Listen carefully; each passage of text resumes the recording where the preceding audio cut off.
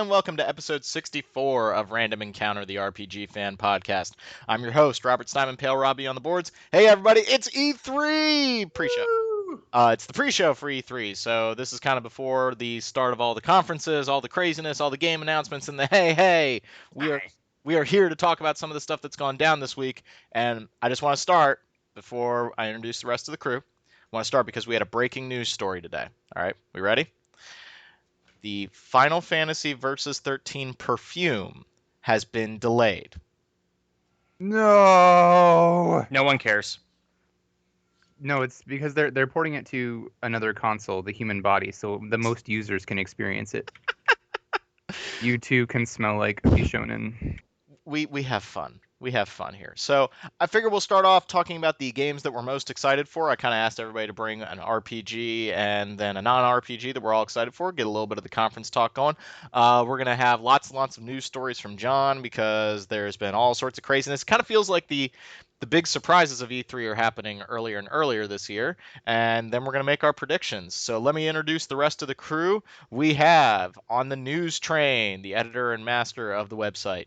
Hey, this is John McCarroll. I'm John on our forums, and I'm very excited to be going to my 11th E3. I hate you so much. Wow, 11. Really? You can rub it in. That's fine. Okay, 11.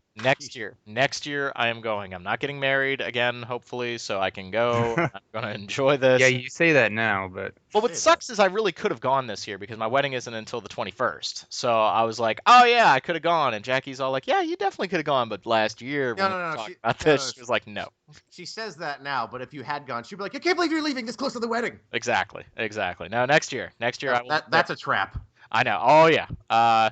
Next year, Steven, I will be right next to you, and the snark will be mighty. What did you say? The snark will be mighty. Okay. Steven, introduce yourself. Stephen Meyering, Taylor's on the boards. Do we actually go to the conferences or no? I'm guessing we can't get in there. We go to some of them. We really only go. We're going to EA. It comes to the point where Sony and Microsoft rarely show anything that we need to be there for. Mm-hmm. So why would we go? So you can make fun of them. You can watch them online. I mean, Yeah, we can make fun of them in the hotel or by not trying to navigate downtown Los Angeles. okay, fair enough. Yeah. And then last but not least, we have the man, the other music podcaster.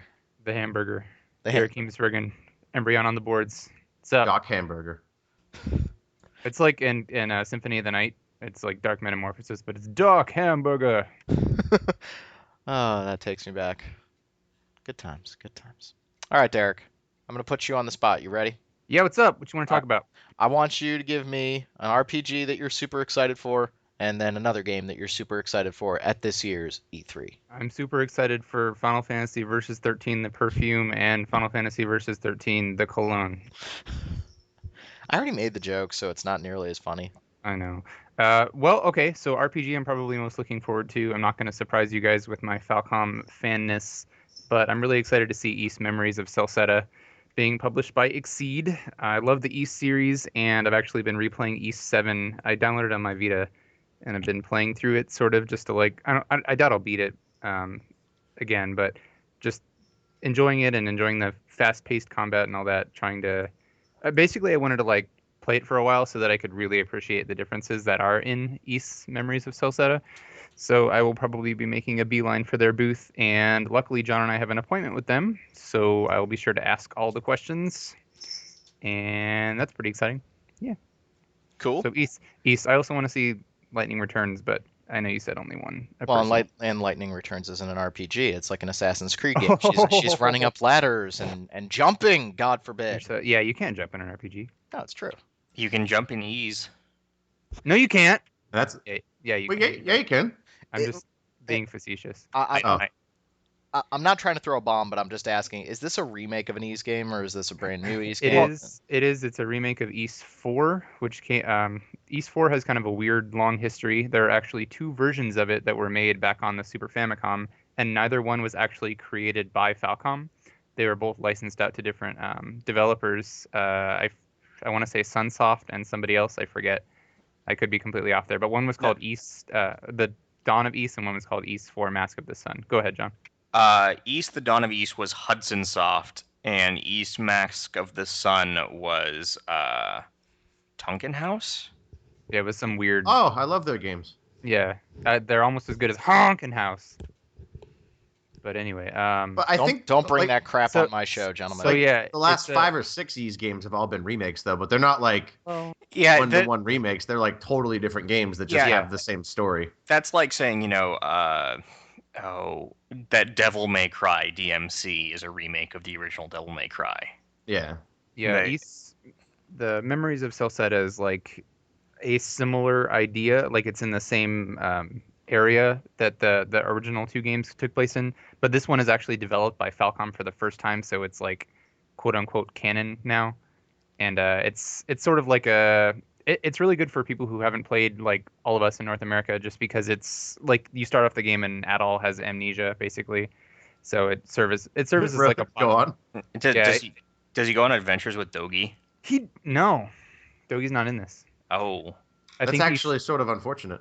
Yeah, he shows up briefly, but there's actually a story reason. I guess they said that like if they included Dogi, then Dogi could just tell Adol all of his memories that he lost. There wouldn't be any point.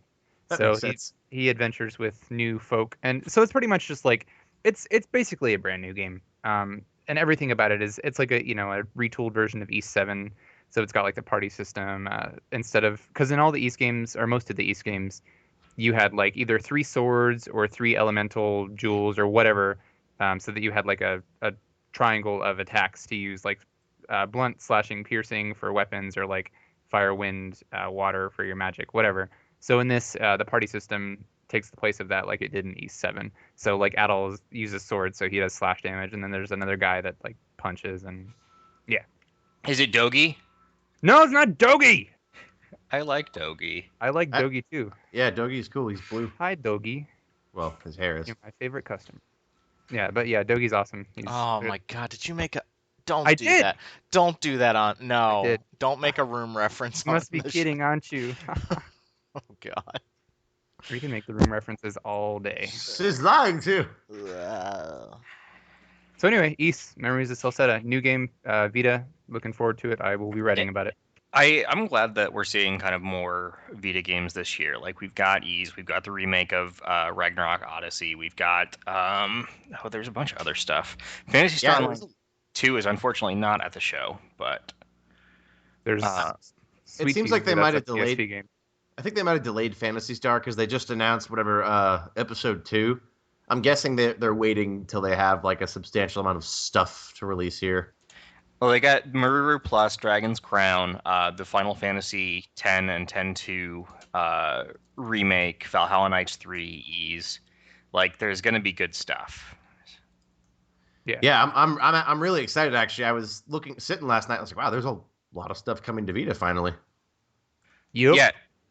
So, I mean, Xseed's gonna have a pretty decent booth this year. Like, I'm excited. Most of the time, Xseed has been in like a conference room Yeah. where it's like, okay, if you have an appointment, they're actually gonna have a legitimate booth this year. Which Oh is, yeah, like last year when we met them, they were in like the hall, but now they have an actual like yeah. kind of like for- how Atlas had a booth. Xseed Yeah. has a booth. So for anyone who hasn't been to E3 before, there are kind of 3 main halls now in E3. There used to be 4. So there's South Hall, West Hall, and the Concourse Hall. And South Hall and West Hall both have like booths. Like imagine going to a car show or anything where it's just like companies have stuff set up for you to take a look at. And if you've seen pictures of E3, you've always seen pictures of those 2 halls. In years past, there was also Kentia Hall, pre-2007, which was the cheapy hall with its mustard yellow carpeting. And that was where you would see all of the Korean companies and companies that really didn't have a budget. Now, that doesn't mean that bad games were there. The very first time I saw Guitar Hero, it was in Kentia Hall. Same goes for the original Witcher game. So there's good stuff there. But then there's Concourse Hall. And Concourse Hall is essentially like a bunch of 10 Cubicles. by 10 rooms or cubicles where people are having meetings. So you can fit maybe, 10 people in them at most. And they're usually for companies who are there doing business, or in the case of Xseed, they're just looking to meet with, specific people. Right. So Xseed has always been in kind of these conference rooms, and now they're actually going to have a legitimate booth space. Which is Yes. exciting for them. That's cool because Yeah. that means there'll be more of like a show aspect to it. Yeah, they're going to be I mean, obviously, the rebrand to Marvelous USA, they're going to have some mobile games. They're going to have some online games. So it's more than just Xseed games. Yeah, like Right. now they own the Shin Megami Tensei MMO, don't they? Because Yes. that was Yeah, the old company. They bought Atlas Online. Oh, I forgot that thing existed. It's I think bad. a lot of people did. Is it really bad?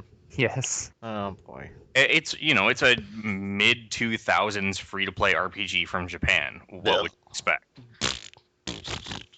You really like fart noises today, Bob, don't you? Sorry, we were talking about LA Noire on the pre-show Kill 10 warm-up. Jack Frosts. So, Derek, do you have any non-RPGs that you're looking forward to at the show? Probably a lot of the Nintendo stuff, actually. I'm looking forward to see what kind of stuff they announce, like as far as the new Mario and new Smash. Probably the new Smash the most. Smash Brothers. Is it going to And be a my- real fighting game this time? Shut The last up. one was a real fighting game. No, it wasn't. You go to Any- hell and die. No, any game where you can fall randomly, yeah, that's not a fighting game. That's Mm, just silliness. I'm not going to argue that. I will. Smash Brothers is the ultimate party game. It doesn't Oh, no, matter. that's true. Like if you want to be totes serious and do Fox Final Destination, no items, no Final Smash. No, Fox Final Destination, no jumping, no attacks. Just stand there. You just Well, have to if it's a scare competition Fox. of just standing there, then all you have to do is play Luigi, because we all know that if you play Luigi, you just have to stand there and you win, like in Mario Party. VG is awesome. Oh. All right. Is there anything? So they did announce that there's going to be a new Smash Brothers. They did they announce a new Mario game? I can't remember. I know They're- it's Smash Brothers. They're going to supposedly they're going to reveal the new Mario, a new Mario Kart, and the new Smash.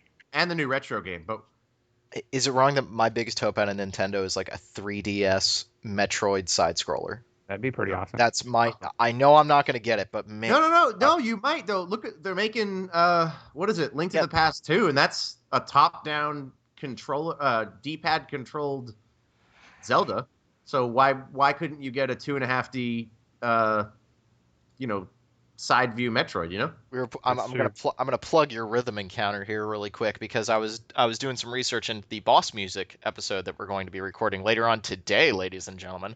Yes. And I just started tooling around with like Boss Music from other games, and I came to like the the Kraid era Oh, music man. from the first Metroid. You know that do do do do do do do, and oh man, I got chills up and down my spine again. Like, I want a new Metroid, please. Like, That's why we like music, Rob. please.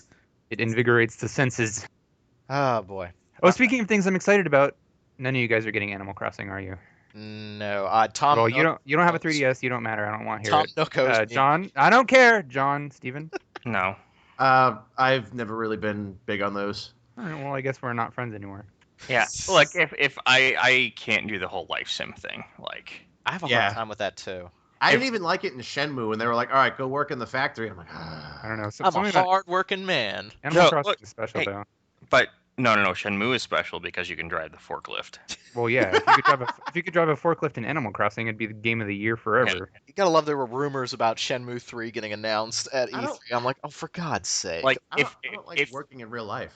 if I'm going to do the same tasks over and over in a game, I'm just going to play League of Legends. do you play League of Legends? I didn't know that. Yeah, I know, really. John lulls it up hardcore. Does he really? Wow. We got a bunch of kids at my boarding school that would. What do you do? What do you do, John? Top, mid, jungle? What? I'm jungle or mid. Oh my God! What are you that's- talking about? I have no clue what they're talking about. I have no idea what you're talking about. It's okay. I'm a League of Legends poser. I played to like I got my my account to like level 10.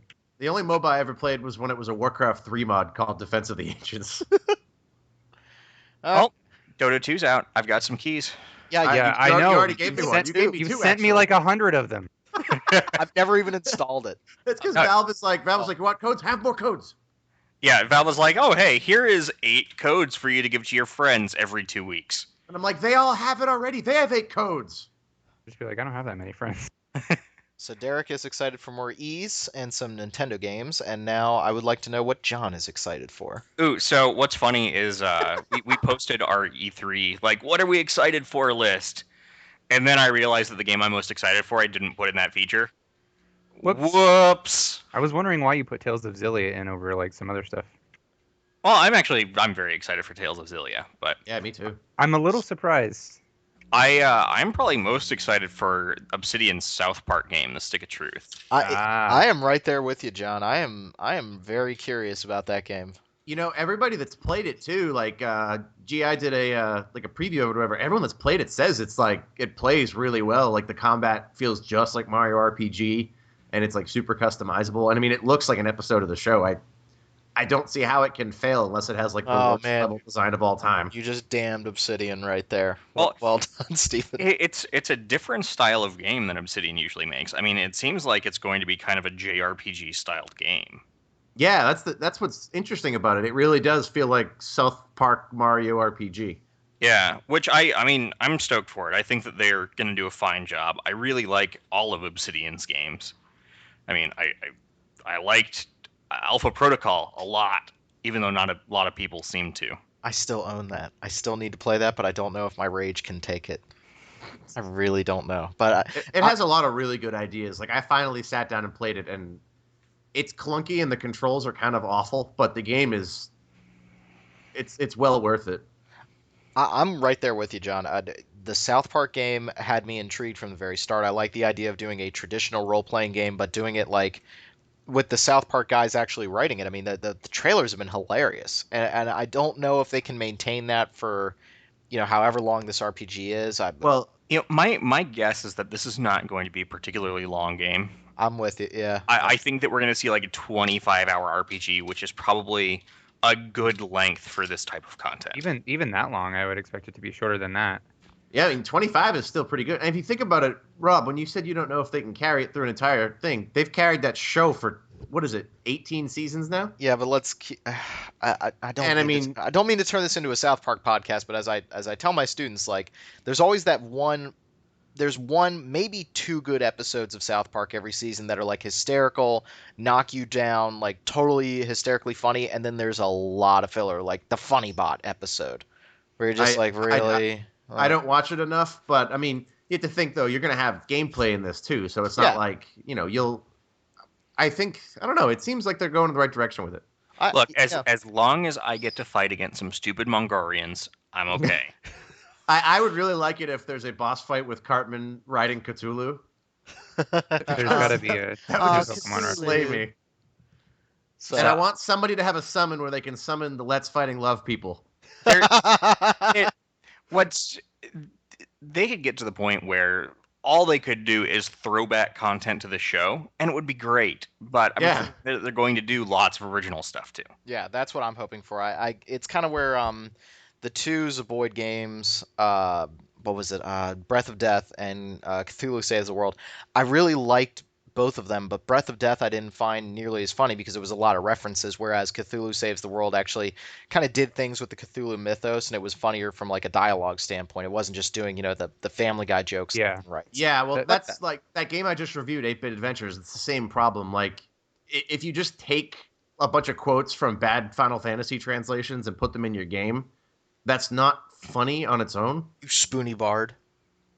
Like that was fun. Like that's. Yeah, exactly. Sorry, you totally just derailed my train. That's my attack. I just criticaled on you. So, we don't have a date for that, correct? They're saying maybe late 2013 for I think I don't know. I thought that it was September-ish. I hear clicking. And do we know of any other games that Obsidian's working on right now? Yes. Sorry, like what? I have like Project Eternity. Oh yeah, that thing. Oh yeah. That thing, it looks awesome. Yeah, that's such a ways off. I can't even focus on it right now. So I thought it was September, but I can't find any actual reference to it. Though I do like how South Park is in both of our most anticipated games of 2012 and 2013. Yeah.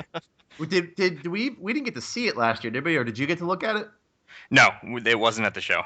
Okay, yeah. They had Well- just announced it last year, I think in like March or April, and then all the THQ stuff started to get a little like dicey and Yeah. see it. So it'll be really interesting because this is kind of out of character for Ubisoft. So Yeah, I mean, you have to imagine they must be banking on the popularity of South Park to make it sort of worthwhile. And then we can have South Park 2, South Park 3, South Park Black Flag, South Park blah blah blah. futuristic South Park that isn't called South Park. You know, I- Butter, South Park, the Butters effect. Are you talking about Remember Me? Because Remember Me's Capcom anyway. Never yeah, mind. that's Cap, and yeah, I don't know what to make of that game. The reviews It's- kind of all over the I place. think it's one of those divisive games. It's Okay. I've been playing it. What it comes down to is the gameplay is average. It just depends on how much you can get into the story and the world. I was really intrigued by the memory swapping stuff. That was the first thing they showed for the game, and apparently there's only 4 of those scenarios in the whole game. That really bummed me out. I've already been through one and I've only been playing for like an hour. Yeah, I don't think there's many of those, and that to me is a mistake. It's That- an that was the interesting big thing. concept though because you can not fail them, but you can make things happen that can't happen, like somebody remembering their own death. And then it goes, oh no, you can't do that. Okay, so what's the non-RPG that you're most excited for, John? Probably NHL 14. I don't want to talk about hockey, John. I really don't want to talk about hockey Oh today. man, Why do you want to talk about I hockey? can't believe that the Penguins got swept, man. Jesus. You know what? I can't even be mad because the way Boston played was just. The Penguins scored 2 goals in 4 games. I can't even complain. It's like, wow, okay, well, Boston, hats off to you. The question is, which was a better playoff performance by a goaltender, Tuukka Rask versus the Penguins this year, or John Sebastian Jaguar versus the Wild in 2003? I got to say, though, that Vokun, I feel terrible because he had that one bad game, but he kept them in each game. The fact that Boston couldn't put it away in that first overtime when they threw everything at him and he blocked every shot, he kept them in that game. Like, you can't ask for Yeah. any more from your goaltender. But That- can he use the jet shot? Yes. Sorry. Hats off to Boston. Steven, burn in hell. Besaid Aurochs for life. You're welcome. So I guess going for a game that's not hockey, I'm actually kind of excited to see the Killzone for Vita. I've never really been a Killzone person, but Really? the Vita game looks pretty cool. Really? Is it? I can't remember. Is it first person? Yeah, it should be. Because I remember the one on PSP was actually really cool, but that wasn't first person. It was like top down ish. I'd like Sort to of. see something for Vita. Oh, the PSP one was a top down shooter. I think Yeah. the Vita one is like a Killzone, a real Killzone. Cool. Well, the PSP one was cool though. Yeah, no, the PSP one was good. I don't know. I've never been able to really get excited for a Killzone game. I remember seeing like the first shots of Killzone 1 when it was called Kin, and it looked really, really interesting, and then it kind of came out and it was just. Rob, stop with the fart noises. I will come over there and punch you. I'm sorry, school's out of session. I get to be myself now. This is great. That's you. That's Rob. That's the real Rob. Killzone 3 was one of the few games that I felt actually worked with a television's 3D. Yeah, you were telling me that. Like I got one of those PlayStation 3D monitors last year, and I tried a bunch of games, and Killzone was really the only one that I felt was improved at all by the 3D. Yeah, I heard a lot of people saying the 3D was actually really good in that, but What do we think about? I've never played a console game in 3D. Like, I don't know. can't see 3D, so there you go. No, I can't. I'm broken. I went to see Despicable Me when I was still living in South Carolina, and I just got a migraine like 15 minutes into it, and it's like it's out of focus. It won't like line up properly for my eyes, and I was just like, okay, I'm gonna throw up. yeah. This sucks. What do we think about Vita? Is Vita gonna be thrown under the bus this year? Are we gonna see a lot of games for it? What are we thinking here? well, I think we were there's- saying earlier this. Oh, sorry, go ahead, John. There are quite a few RPGs. I am interested to see kind of what the deal is for other games. I think that we're going to see a significant improvement compared to the first year, but I think that it's going to be primarily independent developers and Japanese developers.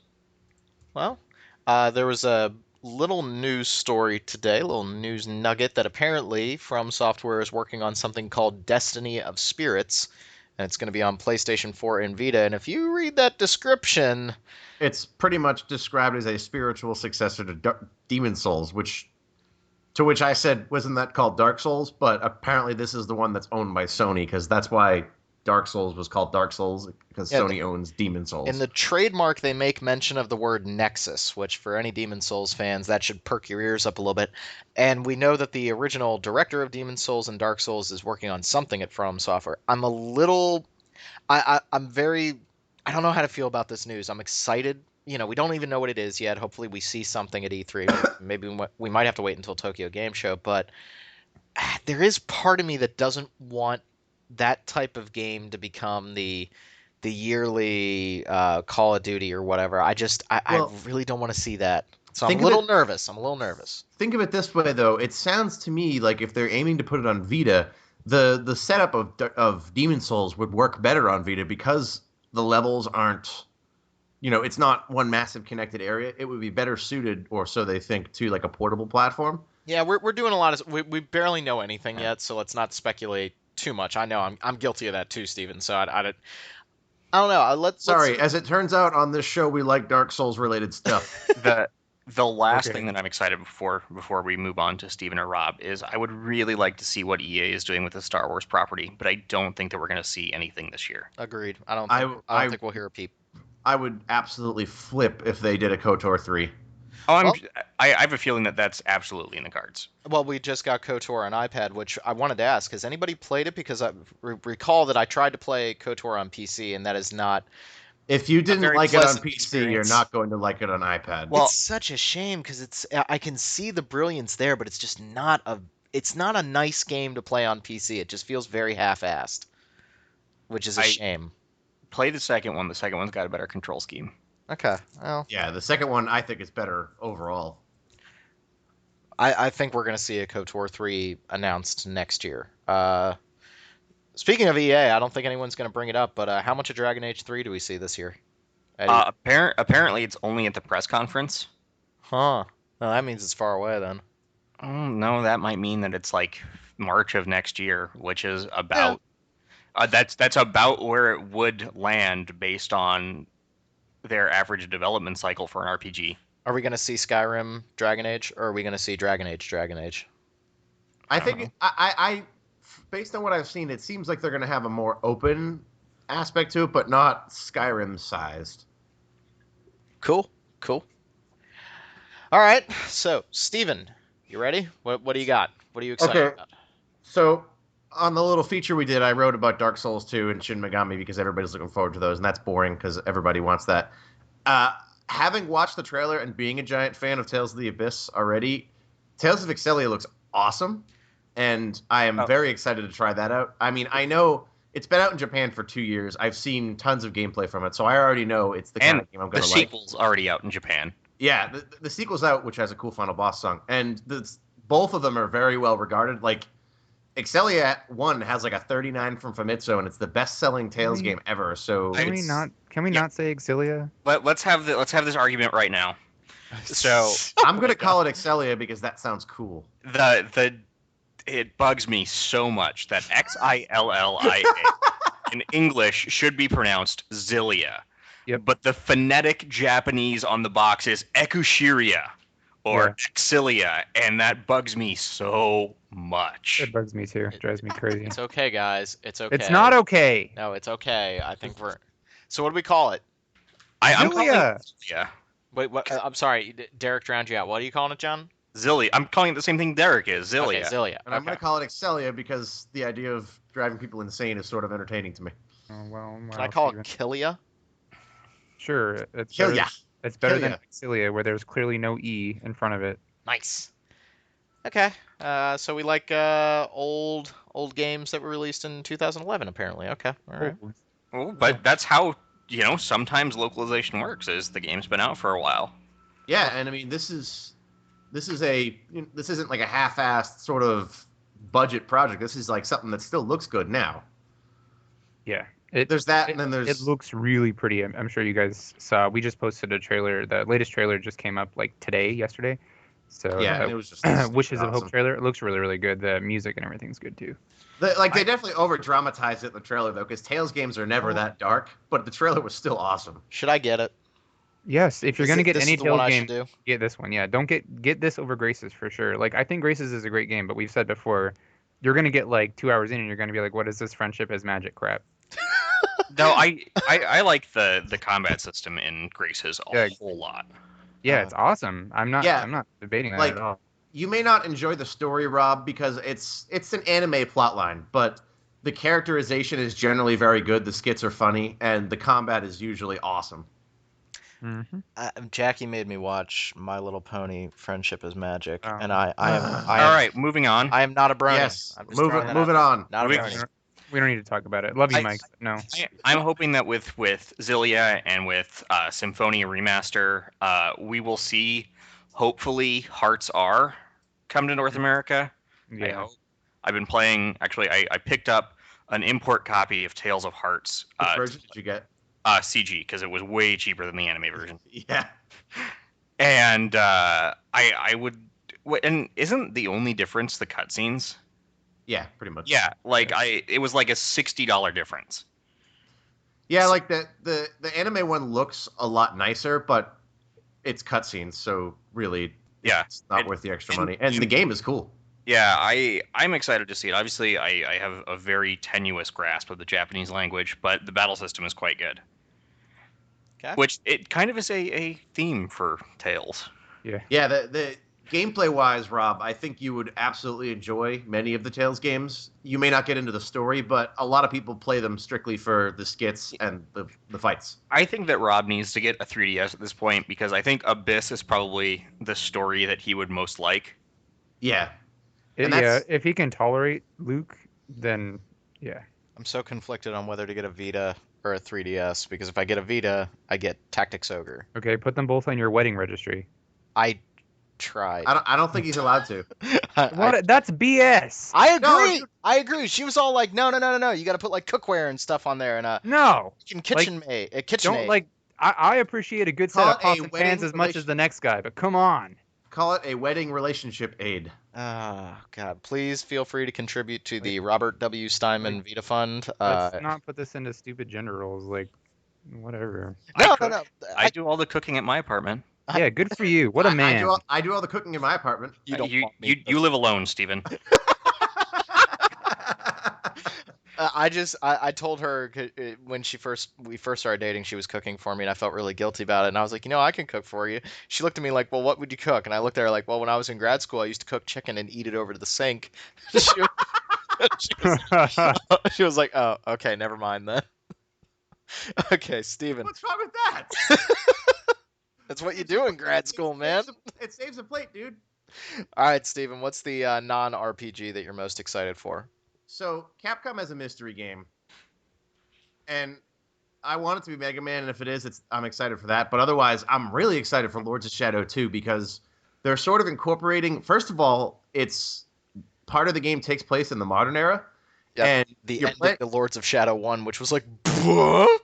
Yeah, well, it goes right off of that, and it's now the levels are seamless. Now it's it's set up like a Symphony of the Night style game where the whole explorable area of the game is seamless, and that seems like a really great step to take because if they can keep the combat was good, if they can get some good level design in there, you could have a really compelling fusion of what was good about Lords of Shadow with some of the aspects that we really like about like the Castleroid stuff. Yeah, they've said that they're going to make it a big open castle you can go around and investigate. I think that was the correct decision. I can't remember. I feel like when they first announced the game, they said they weren't going to do that, and I'm glad that they went back on it. Well, it sounds like Ecclesia, where you have these sections of the modern world that you can explore, and then there's Dracula's castle, which I'm guessing you'll go out into the world, you'll fight bosses, and you'll get abilities, and then you'll go to the castle and be able to get two places.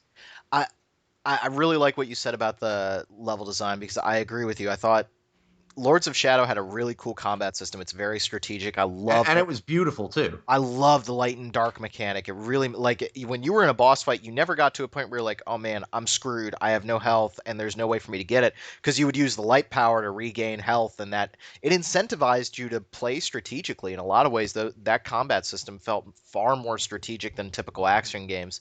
But the problem with that game is that the freaking level design was really bad, and I'd say 60% of that game, the level design was terrible.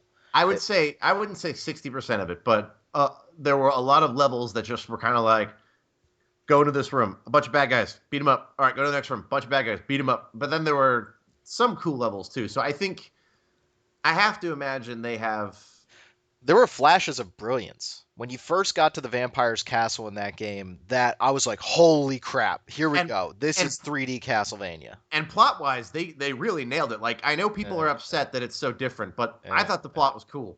Yeah, no. It was. No, the plot is terrible. The plot was cool. When Satan just shows up and he's just nude, and he's like, yeah, you killed your wife. Ha, ha, ha, ha, ha. It's like, all right. What? And Patrick Stewart just sounds like he's so disinterested the entire time. I'm excited for it. The one thing I'm a little nervous about, I watched that Konami demo, or the Konami press footage, pre-E3 press footage. And first off, we got Kiefer Sutherland as Snake. Why is it that I'm not excited for a Metal Gear game at all? You know what? I was bummed out at first about that, and then I really thought about it. And you know what? Kiefer Sutherland is a good voice actor, and we have to accept Kojima's right about one thing, and that is the fact that Big Boss is not Snake, and they need to change his voice eventually, because when they inevitably do remake Metal Gear 1 and 2, you can't have David Hayter talking to David Hayter. It would be ridiculous. I don't have a problem with the changing of the voices. I'm just more like, look, I know you disagree with me, Steven, but I haven't played a good Metal Gear game since 2004, so I'm a little like, it's been a while, so I'm starting to get a little antsy, and I don't really have a lot of faith. I have never played a Metal Gear game I haven't liked. Okay, so.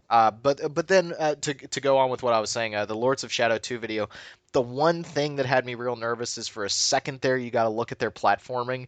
That was easily the worst part of Lords of Shadow. Their platforming was awful, and it doesn't look better. I mean, it looked pretty bad. You know what bugged me about the 3DS Lords of Shadow is that you could die from fall damage. Oh. I also thought it wasn't very fun. That's, I mean, my heart goes out to those guys, and I'm glad they're trying to do something different. I'm giving them the benefit of the doubt. I'm probably going to pick it up, but man, Lords of Shadow really bit me. Like, there were really good moments, but I don't know. I really don't know what to make of that game. I'm just glad to see that they're pushing forward. Maybe someday we'll get another EGA-directed 2D Castlevania. I think the fact is that if you want a Castlevania now, Lords of Shadow was necessary, because you look at all the other series that refuse to change, and most of them are dying off. At least we have a Castlevania that's pretty good. I still have Portrait of Ruin there. I hope that we get a modern Mega Man, and it's like Dark Souls. What? That just sounded like the best thing ever. That would be the best idea I've ever can't tell heard. if he's being funny or not. I don't care if he's being funny. I'm on board, man. No, seriously, that's in my non-RPG. I really hope Capcom's mystery announcement is a modern Mega Man with some really great ideas behind Wasn't it. there a Retro Studios developed Mega Man? Yeah, and it looked awesome. What the hell was that? It did. It looked awesome. It was Mega Man X. It was totally in the style of Mega Man X, and the gameplay looked sweet. And some people are against it, but they were also against Metroid Prime, and that was the best Metroid ever made. So. No. Whoa. No. We're not arguing Metroid. We have more E3 games to talk about, and then we have a ton of news. Sorry. Yeah, we definitely have to get to a lot of Metroid Prime is better news. Wow, I hate you. Super Metroid, my friend. Okay, so I gotta do my picks, I guess. Yeah, what are you gonna see at the show, Rob? Oh, that's painful. Wow. Wow. Yeah, I would say, haha, I'm getting married, but I don't know if that's better or worse in some ways. It's better. It just doesn't seem like it right now. Steven, did you just write Zero Mission was better than Super Metroid? It was. Steven, Hey, I'm gonna No derailing. No derailing. Eyes forward. Don't make me pull this podcast over to the side of the road. I feel like John's trying to tell us something. Okay, so I thought really, it was hard for me to make a decision about the RPG I'm most excited for. I mean, obviously, Dark Souls 2 is the game I am most excited for at this E3, but there's also a little bit of like, there's no real majesty around it because I know what I'm going to get. You know what I mean? Like, I know what I'm going to get. I don't expect them to derail from the formula that much. I know what I'm expecting, so yeah, whatever. I'm excited. I'm gonna pick it up, not even worried about it.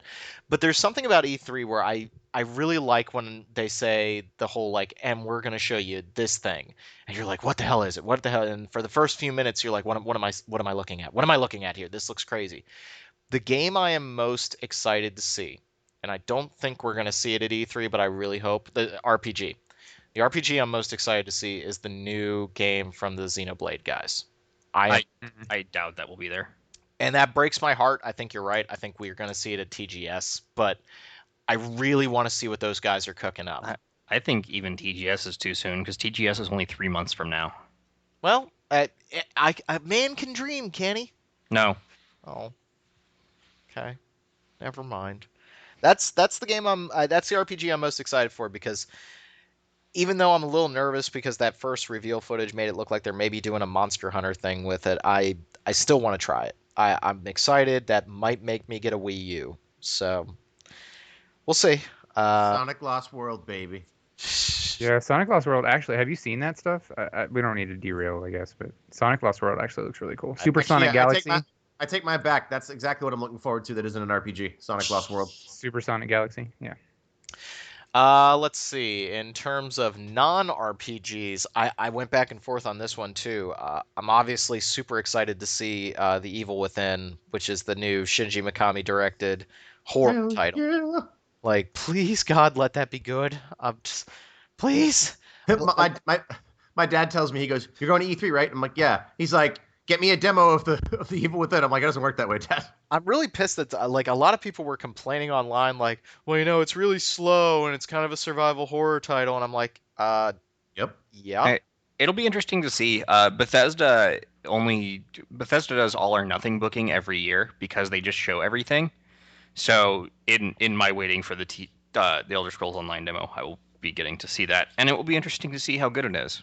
I'm excited for it at the very least. Yeah. And I'm kind of worried because it's like it's cross-platform, it's cross-gen or split-gen, whatever you want to call it. So there's going to be a PS3 version, Xbox 360 version, Xbox One version, PS4 version, PC version, which will be the superior version. I don't know what to make of that. So yeah, that's one game I'm excited for, but I would be remiss if I didn't say that the big game I really want to see more of, even though I think it's probably going to come out and disappoint, is Murdered Soul Suspect, which looks like a really interesting take on the adventure genre. It's about a character, a detective who's killed in Salem, Massachusetts, and he's kind of piecing together his own death. You are a spirit. You're investigating crime scenes. It looks very much like Ghost Trick or the investigation portions of Condemned Criminal Origins. It's like, what would happen if we made a serious Ghost Trick?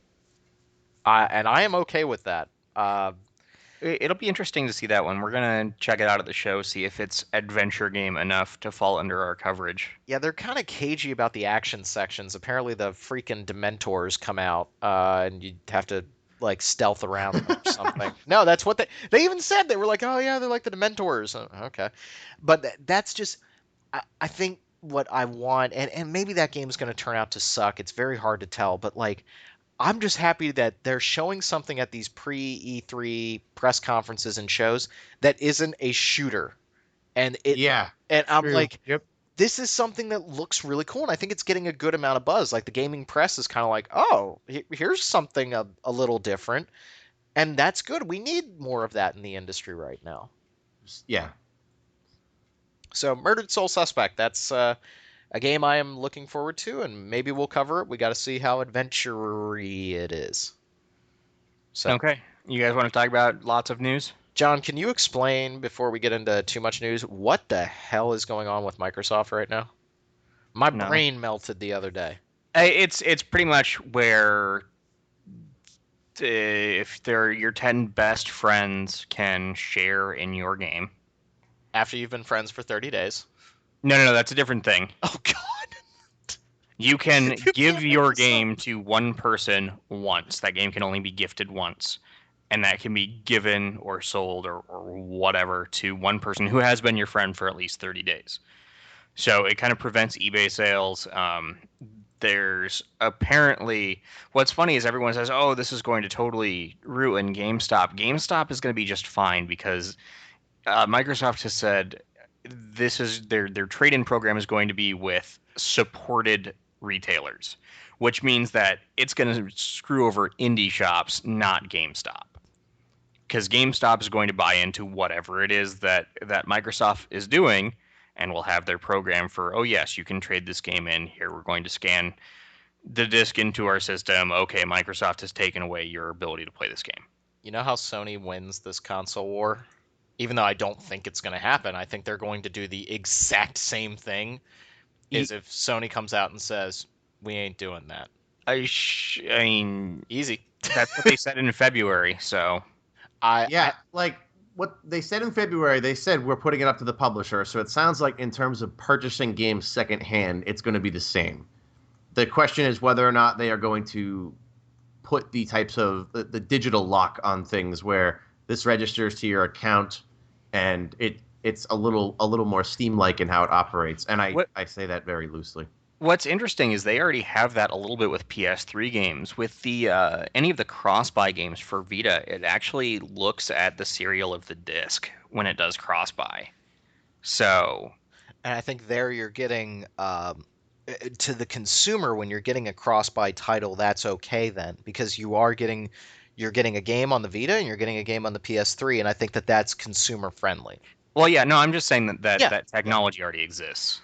Yeah. I don't know. I don't- think that Sony is going to keep from saying anything that could potentially hurt them. I'm really interested to see their press conference and kind of where they might go. I just don't know what Microsoft is. I mean, I get what they're doing. I understand it from a business perspective. In a way, I don't care that much because I don't buy used games unless I have to, unless it's a game that I can't get a hold of easily because, it's not Atlas and they're not lovely people that release old games every once in a while on Amazon. So it doesn't affect me that much. And I play a lot of PC games where I can't, trade any of the games that I buy on Steam. So I just feel like with the market and when I see kids in college and in high school exchanging games and bringing over Call of Duty to play at somebody's house, and apparently you can do that to an extent. Yeah, like I said, if they're part of your family, Yeah, there's I'm doing air quotes. You can't see that, but yeah. that 10-person family. I don't know. I feel like Microsoft is. I get the whole Brave New World thing, and I get the Microsoft executives and that one guy who was on Twitter mouthing off just like, oh well, this is the wave of the future. I get that, but yikes! Like I wouldn't want to be the first one to do it. Hey, internet can be sketchy. Like we have fiber to the premises in our apartment building, and that's what we use, and it still goes out. Like it's fiber from a major company. My internet went out last night while playing Diablo 3, and I got killed because of it. I think the what it really comes down to, and I've been arguing with people about this for days, and I have a different opinion. I like Steam. The fact is, I think you get something on Steam for sacrificing the physicality of your game. You're paying almost always, excuse me, you're almost always paying less. You're almost always paying less for your games on Steam. You're getting the service of Steam, which is a good and a free service. And, I just think the expectations are different. And with a console, it's like, I just bought this $60 game, and now my disc, the disc being useless, that's fine. I have discs that are useless now because I've registered them. Like, I have StarCraft 2 and Fallout New Vegas. Those both are boxes that I'll never use again because they're installed, to my Battle.net or my Steam account. And that's a convenience. Like, having all my games on Steam means they're accessible to me everywhere. That's a convenience to me because the rest of my games are sitting in a box in my parents' attic 900 miles away. And And I think that what I think the issue is that when you come to PC gaming, you've expected for years that you'd have to install, that you have hurdles to overcome, and kind of Steam got rid of most of those hurdles, but gave you, okay, it's linked to your account. I think when most people look at console gaming, they expect it to be quick and convenient. You put the disc in and you play. Yep. And that's not going to be there anymore. And That's the biggest thing I hear people complain about whenever I'm like, oh, I love PC gaming. One of the first things people bring up is, yeah, well, you got to install the game. You got to like sit there and wait for it. Well, yeah, like you look at even people on RPG Fan, we have editors like Liz or like Mike and even me sometimes be like, oh, turn on my PS4, go to patch, and it's like on my PC, I'm like, yes, a patch, but then it's like on console, people have a totally different expectation. Well, it's like, another patch. I think that if Sony makes the automatic update stuff that they have for PS Plus on PS3 native on PS4, that would be amazing. Yep. The Vita already does that, doesn't it? Or because my Vita seems to update itself without me asking it to. Maybe there's that option. I know it doesn't do it for games. Okay. But like the PS3, if you're PS Plus, it'll turn itself on whenever you want it to. So mine turns itself on at 4 a.m. every day. It looks for updates. If there aren't any, it turns itself off. I've got a question because I don't want to dwell on this too much. Who has the best press conference this year?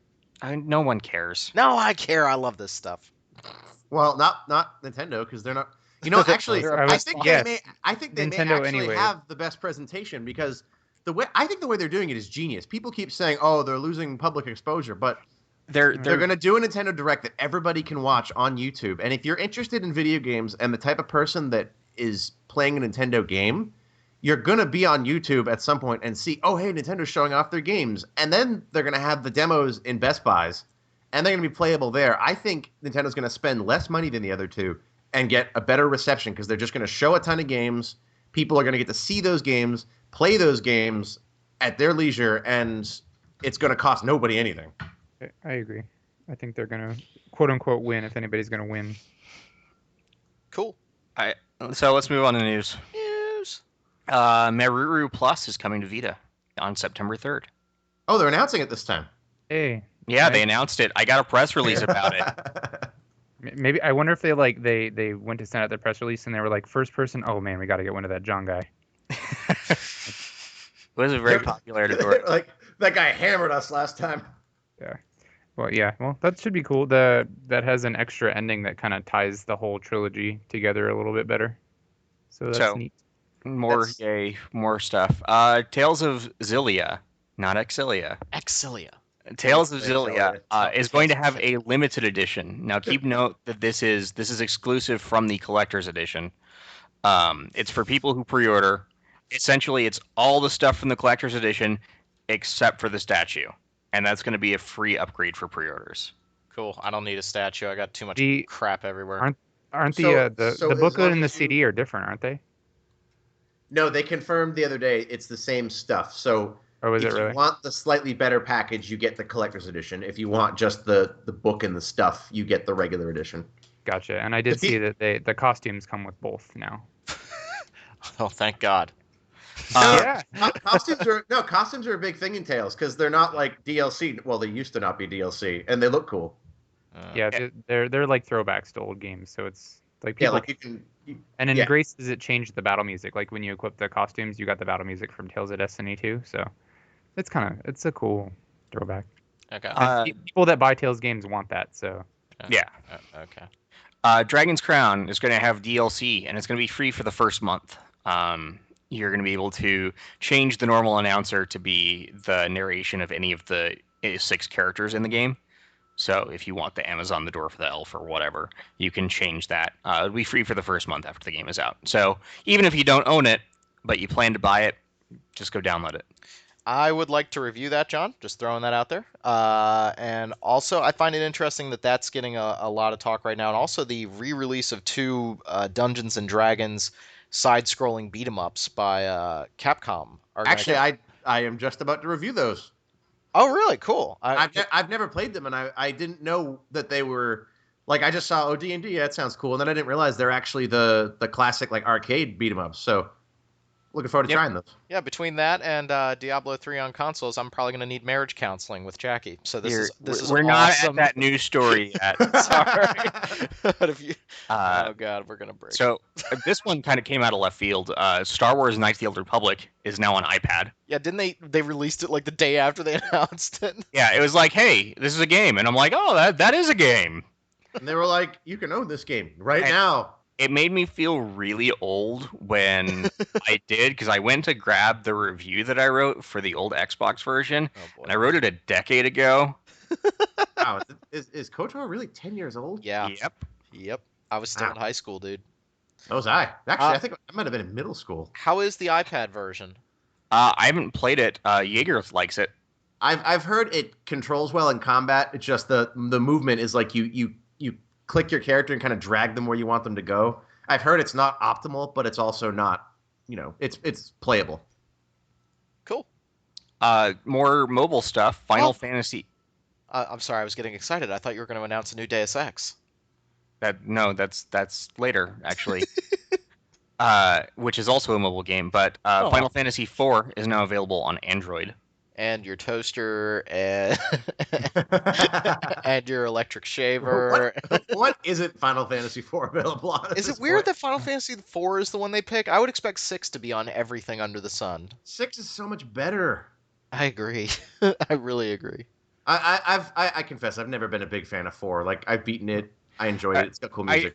I think 4 is one of those games that you have to be nostalgic for. I've I tried, can see that. I've tried playing. I never played it on the Super Nintendo because I had a Genesis until the very end of that generation. Yeah. And I tried to play it as someone going back to play it, and I just can't get into it. Skyrim Legendary Edition is now available, so if you want the game with all the DLC, you can buy that in just one package now. Yay, I can finally get Heartfire. I've still not No. not even played it. It's not Heartfire. That's the name of a character in Arrested Development. No. Apparently they added like a thing where you can level up indefinitely. Oh yeah, they patched it. So does that mean I can get my jump skill to like 5 million so I can jump and be Kane again? Well, indefinitely, I think that it means that you can continue to level up after 100 or whatever. Not that your skills go indefinite. I think the skills still go to 100. Yeah, I thought it But- was like prestige class, like in Call of Duty. Like you kind of started over again, and it just continued to climb. I read the thing like 3 different times on the Bethesda blog, and I still didn't understand it. Well, we shall find out when that happens. They already patched it on PC. Oh, did they patch it? Yeah, Well, yeah, I you can do it I will now. have to look on. Well, I don't own it on PC, so that doesn't help I just don't want to play it again. But yeah, Microsoft announced an Xbox 360 game. They're remaking Fable, and they're Really? calling it Fable Anniversary. So I don't know why. That's a very blunt. That might be the that's a most- very that's a very blunt answer. That's probably the most damning thing John has ever said. Yeah, they're remaking Fable. I don't know why. The original Fable sucks. It really does. It sucked when it came out. It sucked when Lost Chapters came out. It still sucks now. I admit I've never liked Fable. I know people that do like it, but it's definitely not my thing. It's like going back and playing any other game from 2003 or 2004, whenever it came out. You look at it and you go, "Why am I playing this now?" I don't know. It's like that original Xbox RPG Sudeki that looked awesome and ended up being just I can abysmal. still play Prince of Persia: The Sands of Time. I still find that game to be very good. There are always exceptions. Yeah. Fable is not one of those games. Well, now they said it's not coming out for PC. That it's Yeah, you know why it's not coming out for PC? Because all they're doing is putting in HD textures and supporting higher resolutions. If you want that, just go buy Lost Chapters and freaking put the resolution up to 1080p. Congratulations, you are done. Why don't I? Why didn't they released Fable 3 on PC? Why didn't they release Fable 2? Because isn't that supposed to be the good one? I don't know. I thought Fable 2 people liked that game. I truly don't know. I didn't. I do not have an answer for you, and I don't want to talk about this anymore. Tell us how you really feel. John, you had a bad meeting this morning, didn't you? No, I just No, really no. don't like Fable. I'm with you. Let's move on. Let's talk about a cool game. Okay, my next news story is about a cool game. There's going to be a Deus Ex for iPad called Deus Ex: The Fall. Okay. Hold know what? on. I said earlier, I don't like mobile games. I don't like touch controls. This actually looks good, and if they release it on something that isn't a touchscreen device, I will absolutely play it because it looks like a cool game. And I can see people with touch devices really liking it. Rob, it's $7. No. But wait. This is my point because I agree 100% with Steven. What they showed, it looks pretty cool. I don't like touch devices either. I have an iPad. I don't want to play it on iPad. Release it on PC as an expansion. Go for it. Great. Here's my point. Square Enix. Okay, come here. Please sit down. You don't release on Twitter a message getting people amped up for a new Deus Ex. Rob, we've had this conversation with Square before, when they put up countdown sites to announce social browser games. Like, I remember when they announced Star Galaxy. I was talking to John on Steam, and I was like, "What is it? Is it Star Ocean? Is it something?" John? And I just remember he writes, "Oh, it's a social game." I can feel the deflation of the excitement in the room. Like, Rob, we don't need to have this conversation again because we've had this conversation before. It's like having that intervention with your drunk uncle. It's not going to matter. Okay? So I'm not going to let you finish. Okay. We're just going to move on, okay? Thank you, John. I got to mute myself. I'm sorry. Oh my God. All right. Sony Online Entertainment is bringing 2 of their MMOs to PlayStation 4, PlanetSide 2 and DC Universe Online. That's cool. PlanetSide 2 is actually a pretty popular MMO FPS. It's not really RPG-like, but if it's going to be free to play, so it'll be kind of a good competitor for Dust 514, which is out now for PS3. Can you imagine, like, 10 years ago? I don't know, like, I remember I'd have my console, like, man, I want to play a game. If there was the idea of, like, a full free game that I could just get and play without having to go anywhere, is it going to be free? My head would have exploded. Yeah, it's free to play. PlanetSide 2 is going. Well, I know it's already free to play, but is PlanetSide 2 on PlayStation 4 going to be free? Yes. Yeah. Wow. Oh, that is awesome. It's actually not bad either. Like, it's MMOE, but it's a pretty good shooter. SOE's entire platform now is free to play. SOE does not have a single forced subscription game anymore. Cool. So that and DC Universe Online, we don't know if there's going to be any intercompatibility yet. We'll certainly ask those questions at E3. Yes. But hopefully you'll be able to play with PC and PS3 folk. Diablo 3 has been confirmed for Xbox 360, and both that and the PS3 versions are coming out on September 3rd. Yay. So you'll have to choose between that and Atelier Ayesha. Okay. Why would you will have to do. choose? What? Been playing a lot of Diablo 3. They've made improvements. They got a new director. Wait, Aisha, what? Or not. Isn't it Ayesha Plus that's coming out? Or is that no. Meruru Plus? Marugamesh. As I was saying, they got a new director for Diablo 3. He posted on the boards and kind of introduced himself. He talked about some of the things that they're looking forward to implementing in the game. So, hey, let's see. I told Steven the other night, I was like, hey, I think I'm going to beat Inferno. And then I got to Act 3, and it was like, and the brakes just kicked You know what I'm looking forward to? Dude, A podcast honestly, where we I don't talk know what about the problem you're Diablo having. Or Dark Souls. I couldn't make out anything. Derek, you talk first, then Steve. No, that's okay. I shouldn't have talked over Steven. And I was just gonna be snarky. I was gonna be like, dude, what problems are you having? Inferno's not hard anymore. Oh, dude. All right. No. Sorry. No. Okay, and what I said was, I wish we could have a podcast where we didn't talk about Diablo 3 or Dark Souls. Yes. Neverwinter is officially launching on June 20th after E3. So, played some of the open beta. It was an MMO. Is there anything special about it? It's fun. Yeah, it's nothing spectacular, but it's certainly competent. And it has the quest generator. People can make their own quests. That's cool. And their own little campaigns within it, which is a cool concept, I think. They were talking and hyping up their combat engine in the game. Is that anything to write home about, or is it just standard MMO combat? It's Terra-esque. Okay. So a little bit more actiony. Yeah, I played it and wrote a preview of it. It was, I enjoyed it more than most MMOs. Okay. All right, I got 2 news stories left. Shin Megami Tensei 4 is going to have DLC at launch. Cool. There are going to be 3 additional hairstyles. Those will be free. Yes. Cornrows? Fantastic. I don't know. Oh, come No, on, that's John. in Saints Row 4.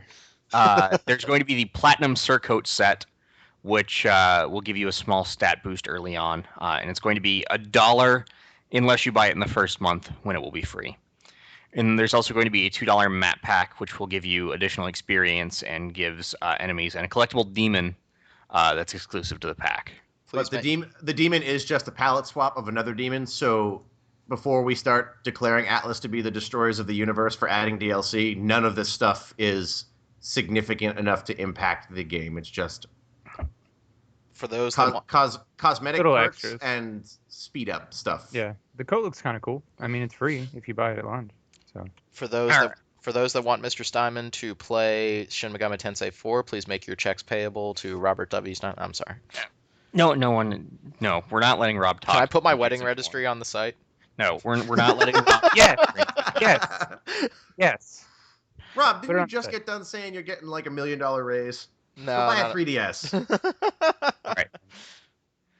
Lightning Returns Final Fantasy 13 has been confirmed for February 11th, 2015. That game's marketing campaign writes itself because all you have to do is write Lightning Returns. And it's not only the title, but it's also exactly what the game is. Yeah. It's too bad that, I think John just hung up on me. it's too bad that was delayed. Yeah. But I want to play it. I'm interested to see what they do with it. I think the plot will be stupid, but the game might actually be fun, and the music will be good. Yep. I Like, have They absolutely released no. that single. Go ahead. They released the song that plays in the E3 trailer. They released it as a single. Yeah, I saw that last night. On iTunes. We'll I have paid a 69 US cents for that. I paid $10 American for this. Yep. So John was doing the news, and he's gone. Yeah, I can't tell if he got mad at me for doing the fart noises or if we just lost him on Skype. So No. Okay, so let's do some predictions. All right, so Steven, I'm going to start with you. I would like some predictions for E3. Predictions. So Square Enix is announcing something Final Fantasy related. And I have a sort of nebulous idea if they're going to delay the Versus 13 perfume. First of all, they wouldn't call it Versus 13. No. Bear with me. I don't think they would call it the Versus 13 perfume if they were planning on rebranding the game. So maybe it's been delayed because they're going to rebrand it to whatever they're going to be calling the game now. I don't really feel like it's in their interest to call it Versus 13 because, first of all, that doesn't make any sense. And there are already 3 13 games. I don't see them calling it Final Fantasy 15. I don't see that. So I could see it being retitled like Final Fantasy Type 1 or something. And I think that's going to be the big Final Fantasy that they show off. Yeah. Do you think it'll be a PS4 game at this I think point? it'll be PS3 and PS4. I don't. You know what? I'm really not okay with this like cross generation stuff. They've Like, been doing it forever though. I don't like it. I just They did it with Twilight Princess. Nobody complained about that. No, that no, They no. did All right, because the hold on. controls were worse on the Wii, but that's Yeah. different. Hold Yeah, on. but the fact is that allows you to play the game no matter what console you have. That allows more people to play it, and I'm never against that. Yeah, but I feel like the if they're gonna make it cross generation, they have to basically like make the specs for the lower end system, and then they just fluff it up a little bit for the higher gen, and it's not the same as if they created it from the ground up for the next gen console.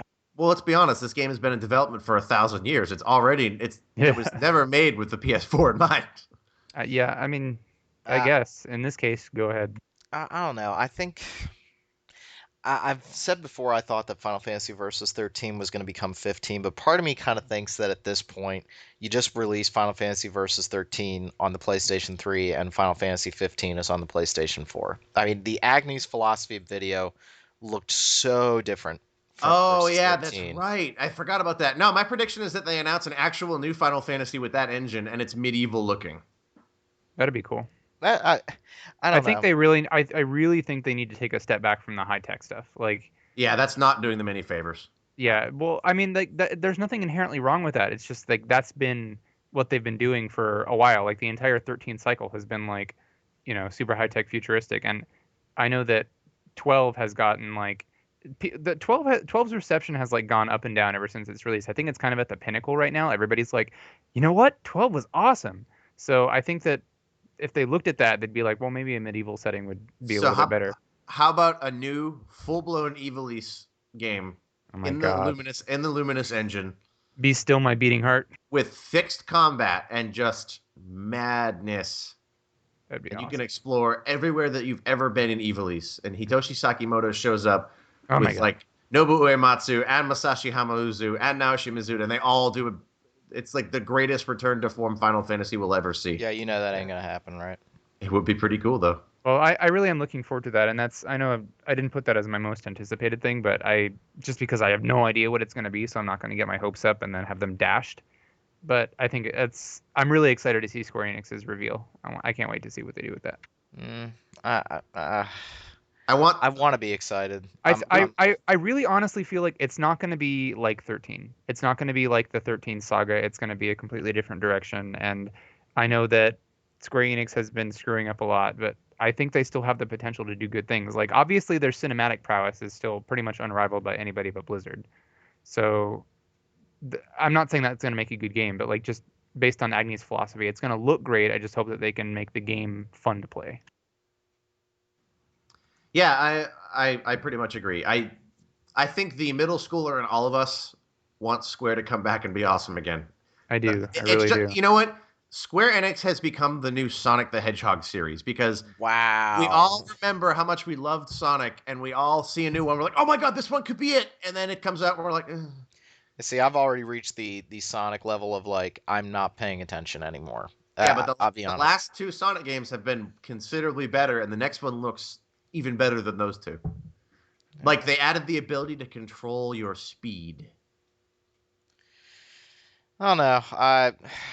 I'm slightly interested to see what they do, but I have a feeling we'll still see.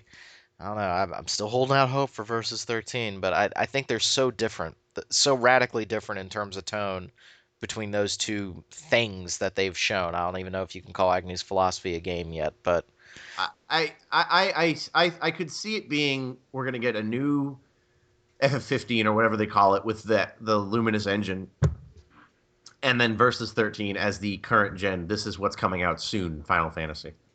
okay. Yeah. Soon on the Square Enix calendar, meaning like 3 years. Any other predictions, Steven? Capcom announces a new Mega Man. It looks amazing. We all buy it and forgive them, and then they immediately destroy that goodwill when the game comes out by announcing that the last 10 levels are all DLC. And I have a feeling that that's just wishful thinking. Which Yeah, part? that- The DLC or the Mega Man thing? The whole thing. Oh, well, yeah. Well, no, they keep saying they got big plans for Mega Man, and they've said this is a big surprise. And what is Capcom going to announce that's a big surprise other than, at this point, a Mega Man game that actually gets released? That would be a big surprise. That's true. That's true. I was kind of hoping for like a rebooted horror franchise or something. Just say we're not going to make any more Resident Evil games. We're going to start over with a new horror franchise that isn't just up its own butt in terms of narrative. Well, didn't they say that kind of? I remember there being some kind of interview where they were like, yeah, so it turns out that our fans don't really like the direction we're going in. Yeah, they did. Well, yeah, and so they were like, we're going to reevaluate. Revelations was a step in the right direction because it has tension, which shockingly is something that makes Resident Evil good. Yeah. And I really think that you will see, if we see another Resident Evil, we won't see it this year, but when they do announce the next big Resident Evil, I think it will be considerably closer to what we would expect from that series. Maybe not what we'd expect gameplay-wise, but style and atmosphere-wise, I think they'll get the pacing and all that more in tune with what it should be. Yep. I think we're coming to a point where developers are realizing that they can't just make their game as close to Call of Duty as possible, and Thank God. it will sell gangbusters. Like, I think we are coming to the end of that, and it's kind of exciting because it seems like there's so much stuff coming out that is different for once, and I'm looking forward to that. Yes. All right, is it my turn? Yep. Go ahead, Dirk. Okay, well, I don't think that any RPGs are going to be announced at the show other than possible new Final Fantasy, or at least there's not going to be like any big localization announcements Persona 5, Fallout 4. that haven't been, I guess, I that don't know haven't if we're been going to see it. I don't know. If we'll already see any of teased those. in advance or whatever. Like, but what I think is that I can't take credit for this because I saw it. Somebody gave me the idea in a thread on NeoGAF but people were talking about what they think the roster for Smash Brothers Wii U is going to be. Oh, dude. Isaac.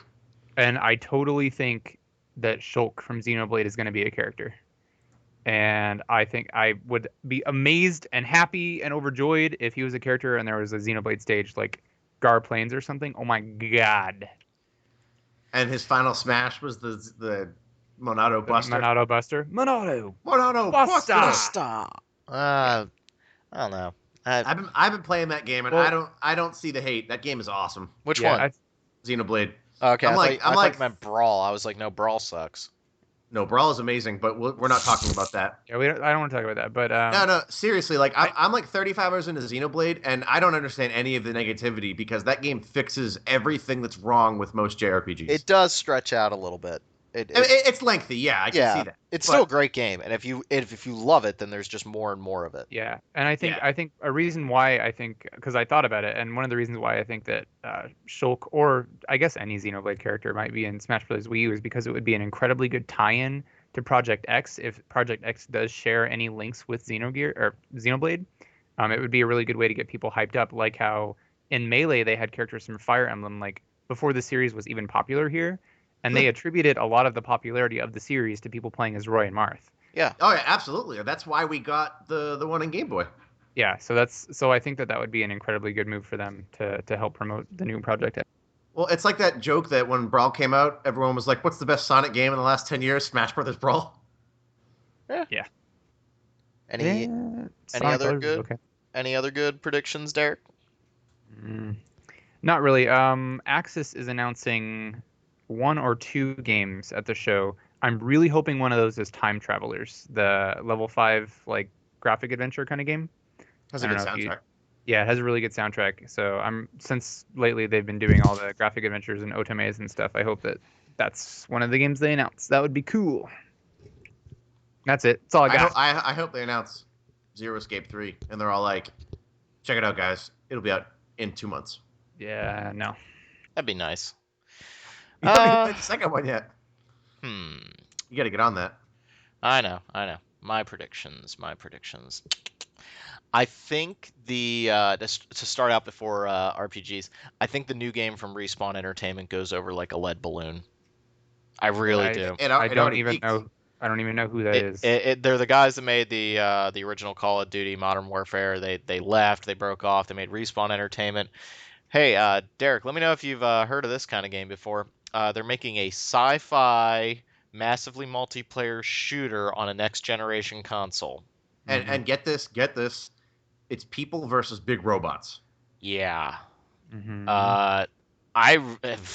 And people are actually saying this is going to tip the scales in the Xbox One's favor. And I'm like, it's also coming out on PC, and it's a Yeah. multiplayer shooter. The rumor, according to the Game Informer leak and rumors, is that it's going to be a year-long exclusivity deal with Xbox One, but it's still on PC. I think it's going to go over like a lead balloon because guess what? We've already seen that game. It's called Destiny. Like that. This is like when you had Armageddon and Deep Impact coming out the same year.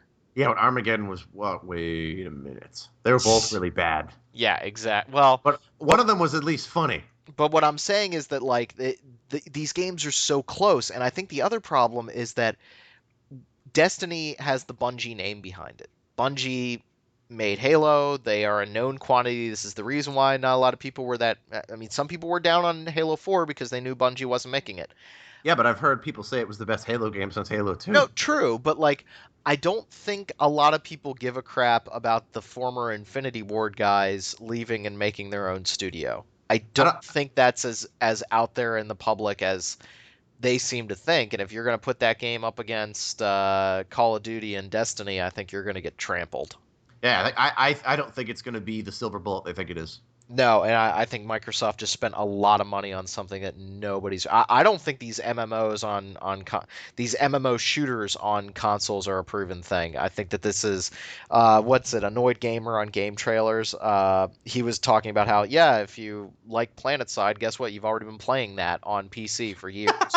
So like, why are we excited about this stuff? It kind of feels like the consoles are getting it, a decade later. And I don't know. I just the games are so similar. I'm like I don't think that's a big deal. I don't think anything coming out right now that is a multiplayer focused shooter of any style is going to tip the scales anywhere. Nope. Agreed. Like people aren't going to buy an Xbox One for Ghost. They're going to they're going to play it on their Xbox 360. Right. I'm trying to think, what other predictions do I have? We talked a little bit about Final Fantasy. I don't think we're going to see Persona 5, which really pisses me off now that I think about it, because we got what Catherine. Well, remember, Persona 4 and 3 came out way late in the PS2's lifespan. Like, I think the PS3 was already out. Do you think we get a Persona 5 for PlayStation 3? Persona 5 will either be for 3DS or PS3. I don't think it will be, and 360. I don't think it'll be on the new consoles. Yeah, I'm thinking PS3 because it's been in development for like 2 years already. I'm okay with that. And Atlas doesn't do the whole cutting edge new hardware. They'll get the biggest possible audience by putting it on current consoles. It'll still look great with the artistic style they have, and it's going to be 3DS or PS3, and I really hope PS3. I'm okay with that. That would actually make me very happy. Can't really think about anything. Any other major predictions? I mean, this is such a weird year in terms of we're seeing all the new consoles. It's kind of like, what are we going to see? Yeah, we really have no idea what we're going to see, and that's kind of what I'm excited about, because last year at E3, everyone was going, it was so uneventful, and everybody seems to be of the impression this year that madness is going to ensue. So I think we're going to see a new thing from Sony Santa Monica. I hope we see something new out of them. We see something that isn't God of War. I know. I don't want to see any more. I love those games. Don't get me wrong. I loved God of War 1, 2, and 3. 2 way more than the other two, but still, I love those games. It's time for something new from them. No, yeah, I love lots of stuff, but it doesn't mean I want to see sequels to it. Yep. Endlessly. I think Last Guardian is shown, and it's PlayStation 4. And that also sucks. I don't think it's going to be there. I think it'll be there, but I don't think it'll be PS4. I think it'll still be PS3. I think that if it's PS3, it's out this year, and that's kind of like a bullet in the chamber that's going to come out. I suspect that they would do it both platforms. That seems to be Sony's trend with their first party stuff. Yeah. And let's end with a funny one. I think DuckTales will be the most loved Capcom game out of the show. Certainly what I'm looking forward to the most. It looks awesome. It does look awesome, and And holy crap, I think Jake Kaufman is doing the music for it, which is just everybody wins. Life is like a hurricane. Honk, honk, Duckburg. So I don't know. I'm excited for this E3, but I'm also kind of like, okay, let's at this point, let's see the press conferences. Let's see what's happening. We've already seen a bunch of games released, and last prediction is I don't give a crap about Metal Gear anymore. I think I've reached It's not a prediction. That's just your opinion. But Well, okay. I just think this trailer. Just like your opinion, man. That I just think we're gonna see a trailer for another Metal Gear, and I'm just like, eh. I see people not getting excited at all for any console-related news, but on the other hand, I see this being a great E3 because it seems like there's going to be a ton of games that look really cool. Yes. Yep. And we're at that weird point, just like we were when the 360 came out, where you had Hitman on 360 and on Xbox, and it looked better on 360. So, we're going to see the same thing, and let's just hope we see some good games. It'd be nice to get some surprises, but I don't know. So we will obviously do a show when you guys get back from E3. I will be editing all your stuff as you continue to try to put it up on the site. Steven, your one job. The second you're done seeing Dark Souls 2, you call me. It's literally the first thing I'm doing at the show. My first appointment is to go to Namco Bandai. I'm going to be like, bathe me in Excelia and Dark Souls. Love you. All right. So that does it for this pre-E3 edition. You guys will have to look forward to our E3 analysis where we'll get to talk about all this stuff. As always, make sure to subscribe to us on iTunes or through the RSS feed. We're getting close to that 50 ratings on iTunes. Yes. Tell your friends and spread it on Twitter and stuff. Yeah, it works. Please. The more people that listen, the more the show comes up in the ratings and the more somebody might listen to it. Exactly. So for everybody, thanks again for listening and enjoy E3. Honk. I'm keeping that.